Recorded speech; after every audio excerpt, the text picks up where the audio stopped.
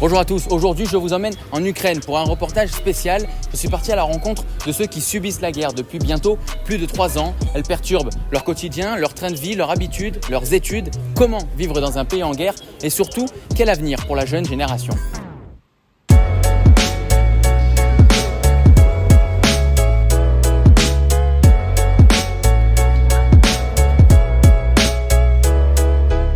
À l'ouest de l'Ukraine, dans la ville d'Ivano-Frankivsk, la vie paraît normale.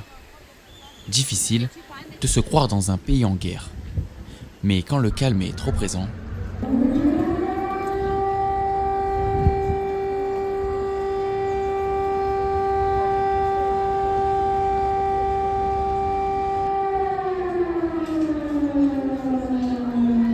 Place une alerte aérienne, il est fortement conseillé d'aller se mettre à l'abri. les missiles russes ne sont jamais bien loin. Le territoire ukrainien est pris pour cible et doit se défendre face aux attaques ennemies à n'importe quelle heure du jour et de la nuit. En Ukraine, chacun se prépare à défendre son pays. Même si c'est difficile de le reconnaître, l'armée ukrainienne perd des soldats chaque jour. Les soldats russes sont beaucoup présents sur nos terres et le rythme de guerre est très intensif en ce moment. Donc s'il faut aller défendre mon drapeau, j'irai. Je ne veux pas laisser ces inhumains nous traiter comme des animaux.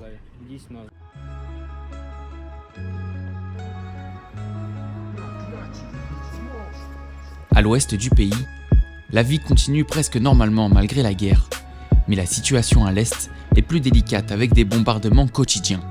Pour mieux comprendre cette réalité, j'ai rencontré 2 étudiantes ukrainiennes, Olenka et Nastia. Olenka vit à l'ouest du pays, loin des lignes de front. Nastia a vécu à Kherson, une région qui a été occupée par les Russes. Olenka, comment tu ressens la guerre dans ta ville? On ressent la guerre différemment selon les régions. Il y a eu beaucoup de changements. Le premier, ça a été sur notre scolarité. Quand la guerre a commencé, l'école s'est arrêtée et on faisait les cours chez nous, en distanciel. On ne pouvait donc plus sortir. J'avais comme l'impression que la vie s'était arrêtée. Ensuite, la peur est arrivée. Et puis l'habitude. Aujourd'hui, nous sommes habitués à cette guerre et c'est horrible de le dire. Personnellement, à l'ouest, c'est sur mes études que j'ai ressenti le plus gros impact de la guerre. Nastia, toi, tu viens de Kherson. J'imagine que la situation à Kherson, elle est différente de celle à Ivano-Frankivsk. En vérité, cela dépend du temps. Au début de l'invasion, ma ville était sous l'occupation. Cette période était très dure. Ici, plus à l'ouest du pays, la guerre est ressentie d'une façon très différente. Quand vous avez vécu ce qui se passe à l'est et que vous arrivez à l'ouest, vous ressentez vraiment cette différence de situation. Avant de quitter Kherson, j'imagine que là-bas, tu as dû ressentir fortement l'impact et les effets de la guerre. Quand on me parle de la guerre, c'est compliqué d'en parler. Pas tout le monde ne peut comprendre ce que j'ai vécu là-bas. C'était très difficile. Ma ville était sous l'occupation pendant 9 mois. Ils étaient là-bas plus d'une moitié de l'année. On habitait dans une cave, cachée. Les premiers jours, la nuit, je me rappellerai toujours, dans la cave, c'était horrible. Ça faisait très peur. Personne ne s'attendait à ça. On n'était pas préparés. Les missiles et les bombes. Mais bon, on s'est habitué à cette peur. Comment vous arrivez à imaginer votre avenir dans un pays en guerre? C'est vrai que vous, depuis que vous êtes né, vous connaissez la guerre dans votre pays. Il y a eu des pauses entre-temps. Mais comment on arrive à se projeter dans un pays en guerre? Personne ne sait quand ça se terminera. Même les politiciens ne le savent pas. Je peux dire ce que je ressentirai après la guerre. Notre économie sera terrible. Il faudra reconstruire le pays. Les prix augmenteront. Notre argent va perdre toute sa valeur. On devra travailler plus pour reconstruire notre pays. Et c'est notre génération qui sera chargée de ça. Ça va être difficile. Quand ça sera fini, il faudra vraiment travailler pour reconstruire le pays. J'aimerais rajouter une chose, c'est que l'Ukraine et la Russie ne sont pas des frères.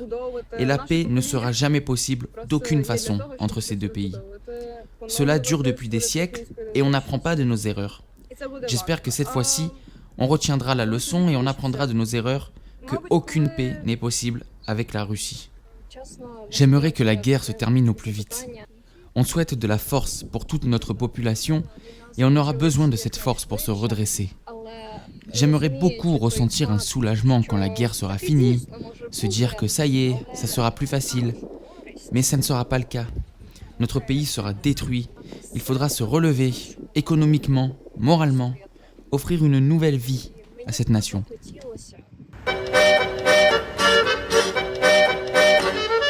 Pendant mon passage en Ukraine, je me suis rendu dans une école de journalisme pour comprendre le quotidien des étudiants dans un pays en guerre. Comment poursuivre ses études entre les alertes aériennes.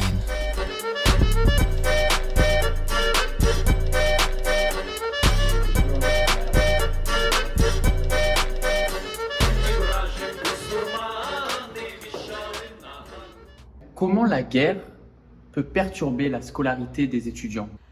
Quand la guerre a commencé, la scolarité des étudiants a changé, parce que les cours en ligne ont commencé, c'est-à-dire que les étudiants ne venaient plus en présentiel et suivaient leur scolarité en distanciel, derrière un ordinateur. Et il y a eu plein d'aspects négatifs à ça. Premièrement, la qualité de l'éducation s'est dégradée. La communication directe entre étudiants et professeurs est plus simple en présentiel qu'en distanciel. Les étudiants passent beaucoup de temps entre les cours, à échanger, à discuter. Ce temps est très important, c'est un véritable temps de partage qui leur permet de se retrouver. Avec les cours en distanciel, il n'y avait plus ce temps-là pour partager des conversations, des moments ensemble, en dehors des cours. Ce qui a changé aussi, c'est les alertes aériennes, qui coupent les cours. En plein cours, lorsqu'une alerte se déclenche, on doit aller se cacher. On a remarqué aussi avec le début de la guerre, l'augmentation des absences. Il faut donc reporter les cours ou les rapporter, ce qui est très inconfortable. Il y a aussi un aspect psychologique, la frustration, la peur. Tout ça impacte la concentration des étudiants. Parfois aussi, le sommeil est impacté. Les alertes aériennes qui sont dans la nuit perturbent le cycle de repos des étudiants. C'est-à-dire qu'ils ne se préparent pas bien pour les cours et pour les examens. On essaye de s'adapter à la guerre et que les étudiants fassent abstraction de cela. La guerre, elle a un impact sur le côté moral, mais elle a aussi un impact sur le côté matériel. Il y a un projet de rénovation de l'école, il me semble, et justement, il est mis en arrêt à cause de la guerre. Avec la guerre, la possibilité d'améliorer le matériel a été touchée. L'investissement pour l'éducation est donc réduit. On devait avoir de nouvelles chaises, une nouvelle technologie pour l'université. On avait mis de l'argent de côté pour ce projet de rénovation. Mais tout l'argent a été donné pour l'armée. On a donc fait appel à des dons privés, à des associations, des organismes de financement. On a lancé des cagnottes en ligne pour essayer de récolter un maximum de dons privés. On avait un projet, c'était d'acheter de nouvelles caméras. On voulait aussi améliorer la lumière de nos salles de classe. Tout ça est très important pour que les étudiants puissent acquérir de nouveaux savoirs. C'est important pour nous que nos étudiants soient dans les meilleures conditions possibles. Est-ce qu'en Ukraine, avec la guerre, le métier de journaliste, l'avenir du métier de journaliste est remis en question? Il faut faire attention au niveau de la diffusion d'informations, pour ne pas donner de précision aux Russes. On va dire que c'est l'approche qui a changé. Quand on va solliciter quelqu'un pour une interview ou un reportage, il faut y aller avec plus de précautions. Il faut faire vraiment attention à cela. Pour diffuser certaines informations, il faut des autorisations gouvernementales. Pour travailler ici, il faut vraiment bien connaître ce qu'on a le droit de dire et de ne pas dire, de montrer et de ne pas montrer, comme par exemple les localisations de nos forces armées. Il ne faut pas donner d'indices aux ennemis. Il va y aussi avoir de nouvelles matières dans les écoles de journalisme. Par exemple, les formations vont être plus renforcées pour devenir journaliste de guerre, où l'on apprend les différents comportements à avoir sur le front, comme les gestes de premier secours ou encore les normes de sécurité.